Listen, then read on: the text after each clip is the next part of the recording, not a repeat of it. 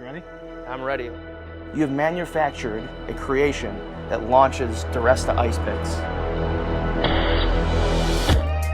Welcome to K&S Creators Collective. My name is Scott. I'm here with Rob Rojas. Nice to be here. You might know Rob from his business, Rojas Carpentry. Rob's an up-and-coming maker and entrepreneur, but you might also find him in Jimmy DiResta's shop. Speaking of Jimmy DiResta, you have manufactured a creation that launches DiResta Ice Picks.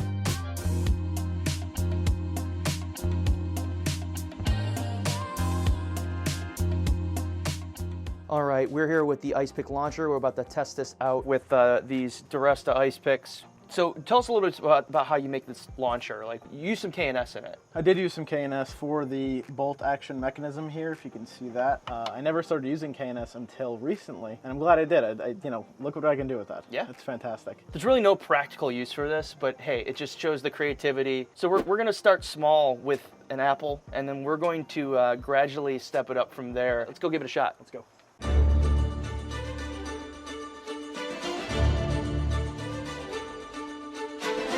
All right, so it's the moment of truth here. You got to plug in for some compression, right? I do. Okay. So we got the apple up first. So first ice pick going in.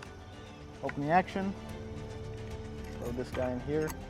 Again, please, nobody try this at home. We are not endorsing DiResta ice picks being used in this manner. This is a controlled situation. Never. You ready? I'm ready. All right, everyone, really quick thing before we move on with this video. We take safety very serious, so that means while an ice pick launcher is very creative, it's not necessarily a practical use, so don't try this home. You heard Rob mention it. Rob has years of experience and training to support his creativity, and with that also, we're looking at this through the lens of testing the idea and a theory. The ice pick launcher is not a for sale item, and we don't recommend Jimmy's ice picks to be used other than just testing out this theory. Also, the ice picks that were used were ones that did not meet the quality standard of what Jimmy and Rob are used to, which is why we are using those here in the video. All right, with that being said, let's do this. Where's the ice pick? The ice pick hit the tin roofing backer that we have for safety. It did its job. Ice pick is bent up. Sorry, Jimmy. This is more of an experiment rather than a practical use. We're doing our own little myth busters here. I don't know what myth we're trying to bust, but I think we should go for the cantaloupe next.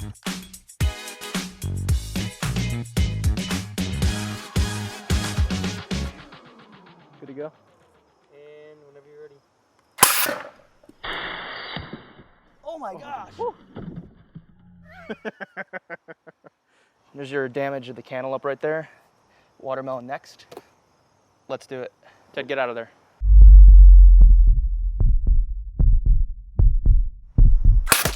Oh. Oh my goodness. It like sawed it in half. That's just a very satisfying looking melon. It's time for the main event. We've seen this thing go through melons and an apple. Now the question is, can it break the coconut? Go, coconut, go. It's time to get to work. Locked, loaded, ready to go. That's too tight. Too tight.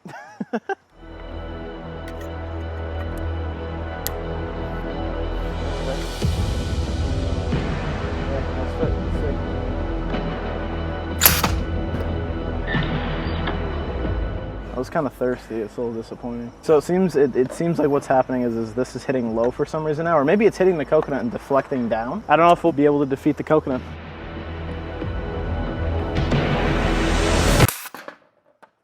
That was a direct hit. Sure was. Dude. We had impact. We had direct impact. But it still didn't actually penetrate the shell of I it. don't believe it did. Oh, well, it did a little bit. It did kind of go through, just that tad bit. I feel like this was still a success, regardless of, we didn't necessarily get the shot we wanted, but we had enough cracks at it, literally, pun intended. This is fun. I think we ought to take a little bit more of a look at your shop. Yeah, let's go for it.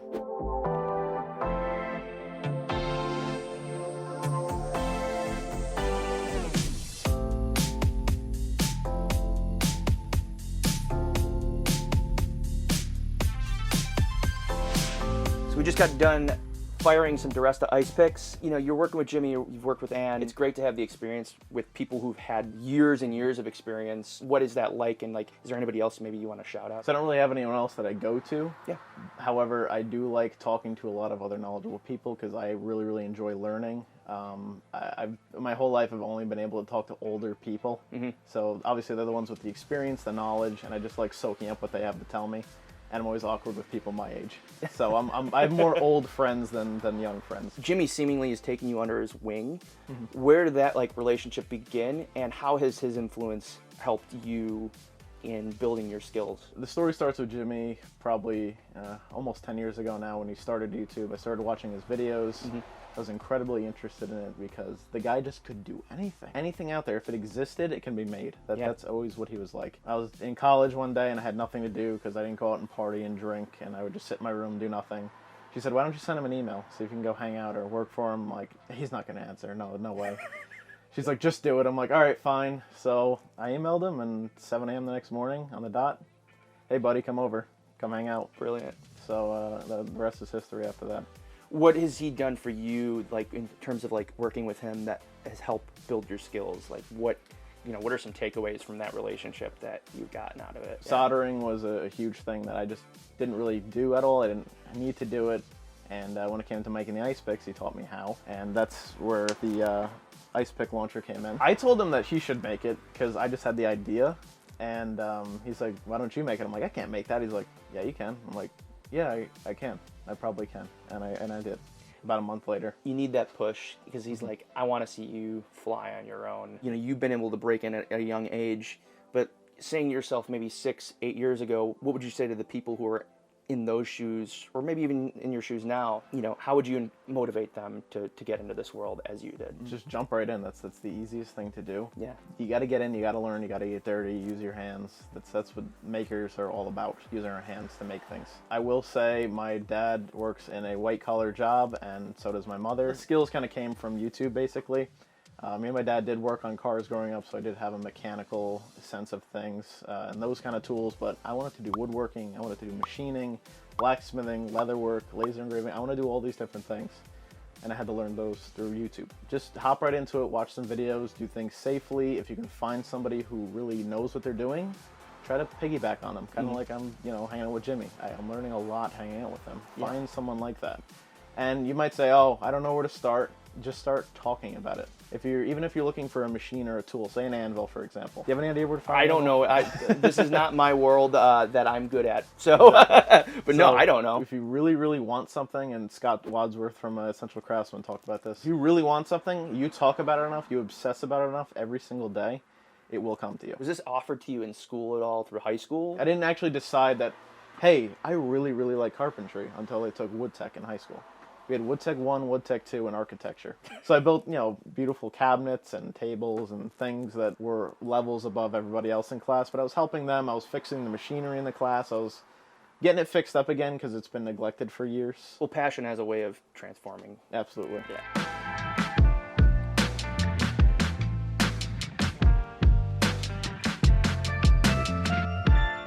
So this is the shed shop. This is where it kind of began for you at your home. I think it's important for people to know too that this all just doesn't appear one day. It takes time to accumulate, right? It takes a lot of time, yeah, and it's a lot of haggling on the good old Facebook Marketplace.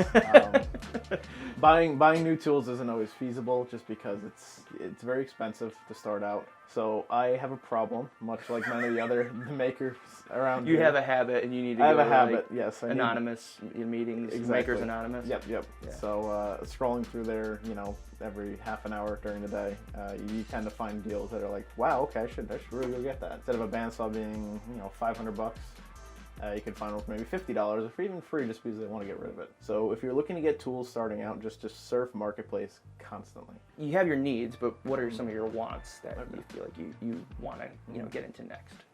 Wants, tools will come eventually because, again, I'm always looking for them. Space is the thing I really do want right now. We're in a 12x8 shed right now. There's not a lot of room, and if you take a close look, every nook and cranny in here is pretty much jammed with something. But it all adds to the charm, and it all, absolutely. it's still enough space to do exactly what you need to do. Oh, just enough. This is just enough for wood processing in here. It's fantastic.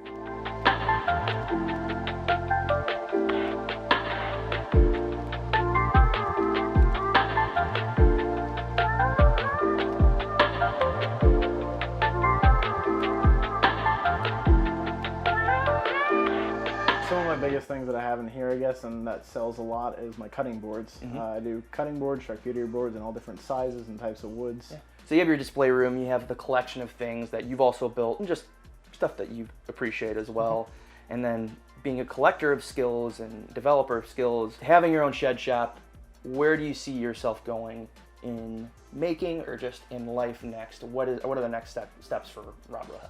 So I'm looking at getting some property in upstate New York, maybe around Jimmy, so I can continue to involve myself with him and the maker community there. Really want to get some nice big open space, like a nice warehouse to put all my tools in and have enough room to walk around, because it's been a little tight today. Well, at the same time, it's good to have those, we talked about earlier, have beginnings. Like, everybody needs to start somewhere. It's all about making use of what you have. So Small space taught me how to be very space conscious. Again, there's a lot of stuff in there, but it's all very functional. But it's also kind of the story of the maker. You make one thing that's kind of this, and then you make another thing. It's the same thing with your shop and your tools. What else do you got going on besides that? I do want to try looking for a full-time government job position. It's very stable. There's a lot of benefits to it, but also it's not my full-hearted passion to go with that. So I'm conflicted right now where I'm going with what I love to do. Do I keep making? Or do I go for the steady, stable job? Or do I do both? And that's good, because there's always a creative balance when it comes to it. It's a hard thing in life. But I'd say you've done well for yourself so far, and you got a lot of potential just to do so much. And what you've done so far, from firing the ice pick launcher here today, there's a lot of cool things that we've done. And thanks for letting us come by and do all of this, man. It's been awesome. So there you have it, another K&S Creators Collective episode in the books. This is Rob Rojas. Let's give that Mustang right there a nice little visit, I'd say. Want to take it around the block or so? Let's go. All right. Are burnouts bad for video? Probably. Probably. Probably.